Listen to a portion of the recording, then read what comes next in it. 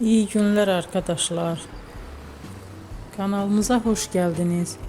Bugün sizler için iki sevilen oyuncularımız Can Yaman ve Demet Özdemir'den yepyeni videolarını fanları için hazırladık.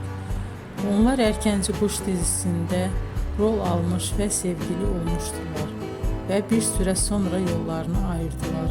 Biz onları birbirine çok yakıştırıyoruz ve onların en güzel videolarını fanları için hazırladık.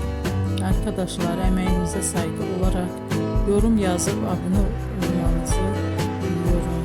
Herkese iyi günler. Hoşça kalın.